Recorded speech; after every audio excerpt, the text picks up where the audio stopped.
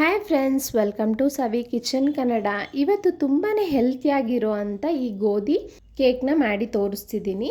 ತುಂಬಾ ಸಿಂಪಲ್, ಮನೆಯಲ್ಲೇ ಇರೋ ಪದಾರ್ಥಗಳನ್ನು ಉಪಯೋಗಿಸ್ಕೊಂಡು ಮಾಡಿರೋದು. ಯಾರೆಲ್ಲ ಸಬ್ಸ್ಕ್ರೈಬ್ ಆಗಿಲ್ಲ ಪ್ಲೀಸ್ ಸಬ್ಸ್ಕ್ರೈಬ್ ಮಾಡ್ಕೊಳ್ಳಿ. ಮೊದಲಿಗೆ ಇಲ್ಲಿ 3/4 ಕಪ್ ಆಗೋಷ್ಟು ಬೆಲ್ಲನ ತೊಗೊಂಡಿದ್ದೀನಿ. ಸಕ್ಕರೆ ಬೇಕಾದರೂ ತೊಗೋಬೋದು. ಇನ್ನೂ ಹೆಲ್ತಿಯಾಗಿ ಬೇಕು ಅಂದರೆ ಆರ್ಗ್ಯಾನಿಕ್ ಬೆಲ್ಲ ಬರುತ್ತಲ್ಲ, ಅದನ್ನು ಬೇಕಾದರೂ ತೊಗೋಬೋದು. ಈಗ ಇದನ್ನು ಮುಳುಗುವಷ್ಟು ಒಂದು ಸ್ವಲ್ಪ ನೀರನ್ನ ಹಾಕಿ, ಜಾಸ್ತಿ ಬೇಡ. ಈಗ ಸ್ಟವ್ನ ಹಚ್ಚಿ ಮೀಡಿಯಮ್ ಫ್ಲೇಮ್ ಇಟ್ಟು, ನಮಗೆ ಪಾಕ ಎಲ್ಲ ಬರೋದೆಲ್ಲ ಏನು ಬೇಡ, ಬೆಲ್ಲ ಕಂಪ್ಲೀಟಾಗಿ ಕರಗಿ ಒಂದು ಸ್ವಲ್ಪ ಗಟ್ಟಿ ಬರಬೇಕು ನಮಗೆ. ಇಲ್ಲಿ ಆಲ್ಮೋಸ್ಟ್ ಒಂದು 3 ರಿಂದ 4 ನಿಮಿಷ ಮೀಡಿಯಮ್ ಫ್ಲೇಮಲ್ಲಿ ಕಾಯಿಸಿದ್ದೀನಿ. ನೋಡಿ, ಈ ರೀತಿ ಗಟ್ಟಿ ಆಗುತ್ತೆ.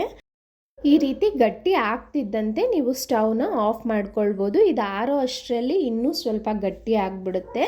ಎಲ್ಲರ ಹತ್ರನೂ ಸಾಮಾನ್ಯವಾಗಿ ಕೋಕೋ ಪೌಡರ್ ಇರೋದಿಲ್ಲ. ಈಗ ನಾನು ಸಹ ನನ್ನ ಹತ್ರನೂ ಇಲ್ಲ ಅಂತ ಇಲ್ಲಿ 20 ರೂಪಾಯಿದು ಡೈರಿ ಮಿಲ್ಕ್ ಚಾಕ್ಲೇಟ್ ತೊಗೊಂಡಿದ್ದೀನಿ. ಇದು ಚಾಕ್ಲೇಟ್ ಕಲರ್ ಬರಲಿ ಅನ್ನೋದಕ್ಕೋಸ್ಕರ ಅಷ್ಟೇ. ಇಲ್ಲಿ ಬೆಲ್ಲ ಕರಗಿಸಿದ್ವಲ್ಲ, ಅದಕ್ಕೆ ಹಾಕಿದ್ದೀನಿ, ಆ ಬಿಸಿಗೆ ಮೆಲ್ಟ್ ಆಗುತ್ತೆ ಅಂತ. ಆದರೆ ಅದು ಮತ್ತೆ ಸ್ವಲ್ಪ ಗಟ್ಟಿ ಆಗೋಯ್ತು ತುಂಬಾ. ನಾನು ಮತ್ತೆ ಒಂದು ಸ್ವಲ್ಪ ನೀರು ಹಾಕಿ ಕಾಯಿಸಿದೆ. ನೀವೇನು ಮಾಡಿ ಅಂದರೆ ಬೆಟರ್ ಚಾಕ್ಲೇಟ್ನ ಸಪ್ರೇಟಾಗಿ ಮೆಲ್ಟ್ ಮಾಡ್ಕೊಬಿಡಿ, ಮತ್ತೆ ಬಿಸಿ ಮಾಡೋ ಅವಶ್ಯಕತೆ ಇರೋದಿಲ್ಲ. ಇಲ್ಲಿ ತಳ ದಪ್ಪ ಇರೋವಂಥ ಒಂದು ಪಾತ್ರೆ ತೊಗೊಳ್ಳಿ. ನಾನಿಲ್ಲಿ ಕುಕ್ಕರೇ ತೊಗೊಂಡಿದ್ದೀನಿ. ನಂತರ ಈ ರೀತಿಯಾಗಿ ಒಂದು ಸ್ಟ್ಯಾಂಡ್ ಇಡಿ. ಸ್ಟ್ಯಾಂಡ್ ಇಲ್ಲ ಅನ್ನೋರು ಯಾವುದಾದ್ರೂ ಬೌಲ್ ಅಥವಾ ಪ್ಲೇಟ್ ಸಹ ಇಟ್ಕೋಬೋದು.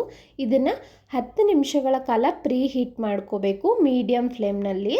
ಜಸ್ಟ್ ನಾನು ಕುಕ್ಕರ್ನ ಕ್ಲೋಸ್ ಮಾಡ್ತಾಯಿದ್ದೀನಿ, ಆ ಬಿಸಿ ಹೊರಗಡೆ ಹೋಗಬಾರ್ದು ಅಂತ.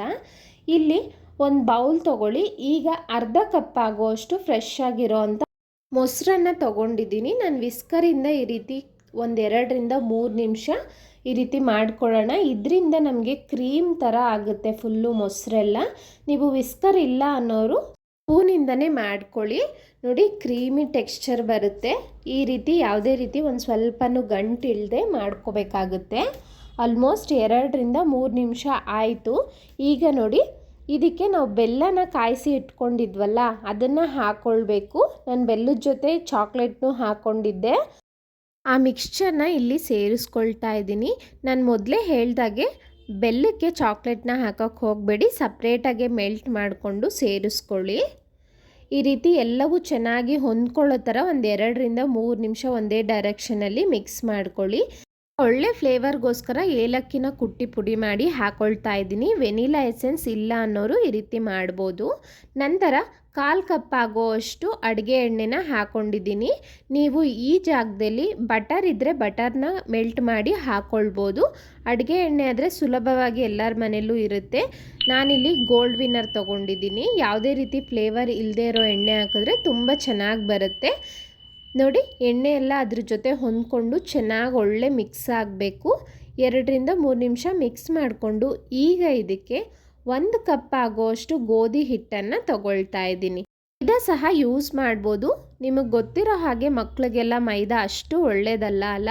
ಗೋಧಿ ಹಿಟ್ಟಾದರೆ ತುಂಬ ಹೆಲ್ತಿಯಾಗಿರುತ್ತೆ. ಈ ರೀತಿ ಜರ್ಡಿ ಮಾಡ್ಕೋಬೇಕು, ಡೈರೆಕ್ಟಾಗಿ ಸೇರ್ಸೋಕ್ಕೆ ಹೋಗಬೇಡಿ. ನಾನು ಕೊನೆಯದಾಗಿ ತೋರಿಸ್ತೀನಿ ನಿಮಗೆ.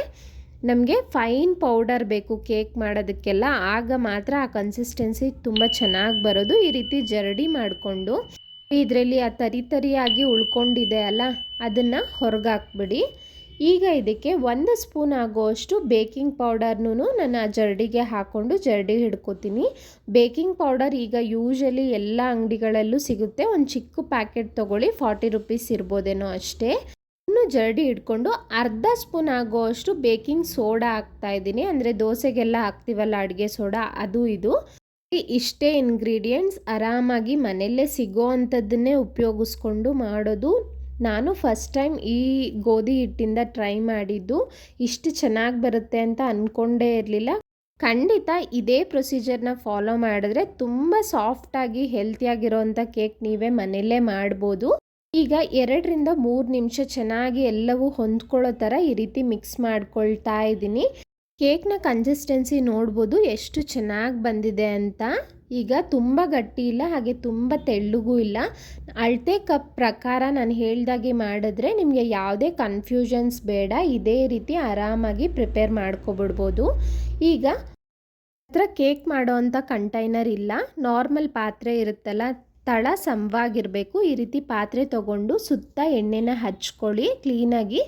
ಅನಂತರ ಎಕ್ಸೆಸ್ ಆಯಿಲ್ನ ತೆಗೆದ್ಬಿಟ್ಟು ಈ ರೀತಿ ಕೋಟಿಂಗ್ ಮಾಡ್ಕೋಬೇಕು ಗೋಧಿ ಹಿಟ್ಟಿಂದ. ಬಟರ್ ಪೇಪರ್ ಇರೋರು ಎಣ್ಣೆನ ಅಪ್ಲೈ ಮಾಡಿ ಬಟರ್ ಪೇಪರ್ ಹಾಕ್ಬೋದು ತಳಕ್ಕೆ.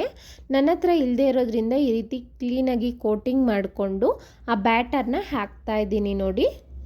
ಎಲ್ಲವನ್ನು ಹಾಕ್ಬಿಟ್ಟು ಸ್ಪೂನ್ನ ಉಪಯೋಗಿಸ್ಕೊಂಡು ಸಮವಾಗಿ ಈ ರೀತಿ ಮಾಡ್ಕೊಳ್ಳಿ. ಅನಂತರ ಯಾವುದೇ ರೀತಿ ಹೇರ್ ಗ್ಯಾಪ್ ಇರಬಾರ್ದು ಅಂತ ಈ ರೀತಿಯಾಗಿ ಒಂದು 2-3 ಸಲ ತಟ್ಟಿ. ಈಗ ನಿಮಗೆ ಯಾವುದಾದ್ರೂ ಡ್ರೈ ಫ್ರೂಟ್ಸ್ ಇಷ್ಟ ಇದ್ದರೆ ಎಲ್ಲವನ್ನು ಹಾಕ್ಕೊಳ್ಬೋದು. ನಾನಿಲ್ಲಿ ಒಂದು ಸ್ವಲ್ಪ ಬಾದಾಮಿನ ಕಟ್ ಮಾಡಿ ಈ ರೀತಿ ಸ್ಪ್ರಿಂಕಲ್ ಮಾಡಿದ್ದೀನಿ. ನೀವು ಯಾವುದೇ ರೀತಿ ಡ್ರೈ ಫ್ರೂಟ್ಸ್ ನಿಮ್ಮ ಮಕ್ಳಿಗೆ ಇಷ್ಟ ಅವೆಲ್ಲವನ್ನು ಹಾಕಿ ಗಾರ್ನಿಷ್ ಮಾಡ್ಕೋಬೋದು. ಈಗ ಪ್ರೀ ಹೀಟ್ 10 ನಿಮಿಷ ಆಗಿದೆ.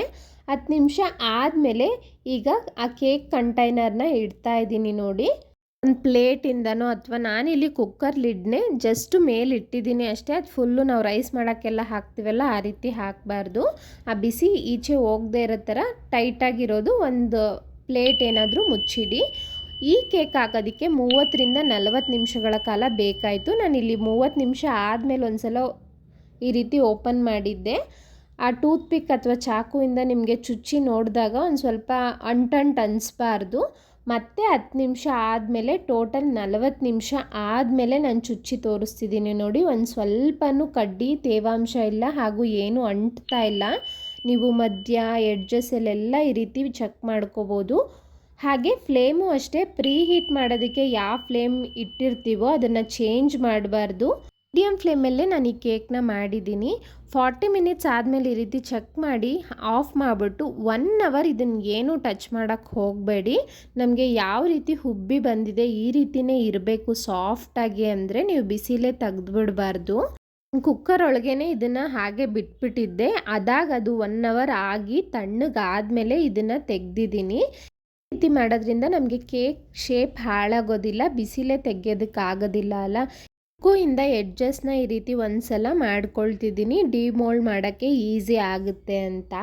ಈಗ ಕೇಕ್ನ ಒಂದು ಪ್ಲೇಟ್ ಮೇಲೆ ಮುಚ್ಚಿಟ್ಟು ಈ ರೀತಿ ಟರ್ನ್ ಮಾಡಿ 1-2 ಸಲ ಈ ರೀತಿ ಟ್ಯಾಪ್ ಮಾಡಿದ್ರೆ ಕೇಕ್ ಏನಿದೆ ಚೆನ್ನಾಗಿ ಡಿಮೋಲ್ಡ್ ಆಗಿದೆ. ನೀವು ನೋಡ್ಬೋದು ಪರ್ಫೆಕ್ಟಾಗಿ ಬೇಕಾಗಿತ್ತು, ತುಂಬ ಸಾಫ್ಟಾಗಿ ಚೆನ್ನಾಗಿ ಬಂದಿತ್ತು. ಹೊರಗಡೆಯಿಂದ ತರೋದಕ್ಕಿಂತ ಮನೆಯಲ್ಲೇ ಫಸ್ಟ್ ಟೈಮ್ ಟ್ರೈ ಮಾಡಿ ನೋಡಿ, ಎಷ್ಟು ಖುಷಿ ಆಗುತ್ತೆ. ಮಕ್ಳಿಗಂತೂ ತುಂಬಾ ಹೆಲ್ತಿ ಹಾಗೂ ಇಷ್ಟಪಡ್ತಾರೆ ಅಂತ ಹೇಳ್ಬೋದು. ಇದಕ್ಕೆ ಬೇಕು ಅಂದರೆ ನೀವು ಶುಗರ್ ಸಿರಪ್ ಅಥವಾ ಚಾಕ್ಲೇಟ್ ಸಿರಪ್ ಹಾಕೋಬೋದು, ಇನ್ನೂ ಟೇಸ್ಟಿಯಾಗಿರುತ್ತೆ. ಯಾರೆಲ್ಲ ಮೊದಲನೇ ಸರಿ ನೋಡ್ತಿದ್ದೀರಾ ಪ್ಲೀಸ್ ಸಬ್ಸ್ಕ್ರೈಬ್ ಮಾಡಿ. ಹಾಗೆ ಮೊದಲನೇ ಸರಿ ಟ್ರೈ ಮಾಡಿ ಹೇಗೆ ಬಂತು ಅಂತ ಕಮೆಂಟಲ್ಲಿ ತಿಳಿಸಿ. ನಾನು ಹಲವಾರು ರೀತಿಯ ಲಂಚ್ ಬಾಕ್ಸ್ ರೆಸಿಪಿನ ಶೇರ್ ಮಾಡ್ತೀನಿ, ಇಂಟ್ರೆಸ್ಟ್ ಇರೋರು ಚೆಕ್ ಮಾಡ್ಬೋದು. Thank you for watching.